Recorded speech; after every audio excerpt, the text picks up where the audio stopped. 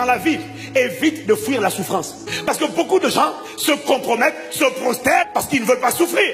Non, ce que tu dois éviter, ce n'est pas la souffrance. Ce que tu dois éviter, c'est la souffrance qui n'est pas la souffrance de Christ. Parce que les souffrances de Christ ont une récompense. Parce que quand Dieu te dit obéis, Dieu te dit fais-moi confiance, rends grâce, bénis-moi, adore-moi, célèbre-moi, ne pleure pas, ne t'apitoie pas. Oui mais Seigneur, comment j'ai fait pour payer mes factures? Tu vois, tu m'as dit, bon, tu m'as dit que quiconque espère en toi ne sera pas confondu. Mais n'empêche que là maintenant, je n'ai plus d'argent pour payer. Seigneur, oh mon Dieu, tais-toi, rends grâce, chante, proclame, adore, célèbre-le, célèbre.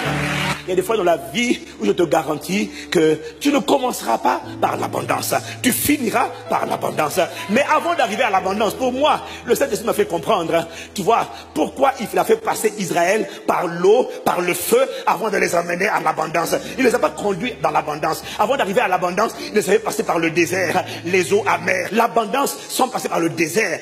Tu vois, c'est ça qui fait en sorte que quand tu n'as pas connu les déserts et que tu commences dans l'abondance, tu vis dans l'abondance. À 6 ans, tu avais un sac Gucci. À 8 ans, tu as un sac Dior. À tel âge, tu n'as pas connu la galère. C'est pour ça que tu ne connais pas la gratitude. Tu ne connais pas l'humilité. Tu ne connais pas l'action de grâce. Tu ne connais pas la simplicité.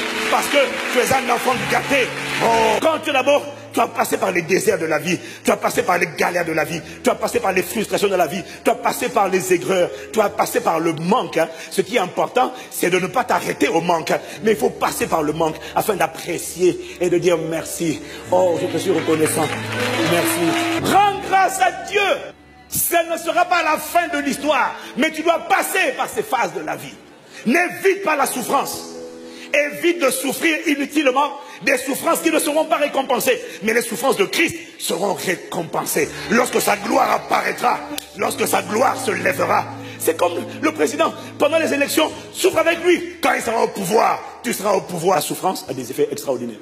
La souffrance te brise. La souffrance te broie. La souffrance te fait descendre. La souffrance te rend humble. Quand Dieu t'a sorti de là, fait monter en toi d'abord une conscience de petitesse, d'insignifiance. Et quand c'est Dieu qui t'a sauvé de la souffrance, un sentiment éternel de gratitude.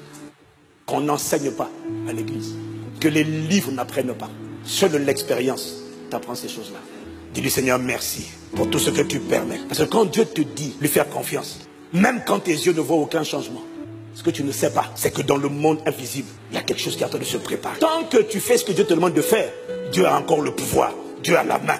Et sa main est en train de travailler, il est en train de préparer un retournement, il est en train de préparer un miracle, il est en train de préparer un prodige, il est en train de préparer un signe.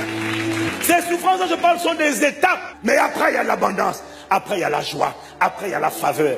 Toutes les personnes qui ont obéi, qui ont refusé de se compromettre, n'ont pas fini dans la confusion. Dieu permet que tu passes par certaines souffrances juste pour t'emmener à mourir à toi-même. Mais quand tu dois mourir à toi-même, c'est bon pour toi. Parce que Dieu te prépare pour la dimension de la résurrection, la dimension de la puissance, la dimension de l'autorité.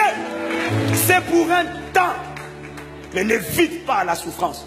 Bénis Dieu, réjouis-toi, sois dans l'allégresse, rends grâce. Autrement dit, obéis.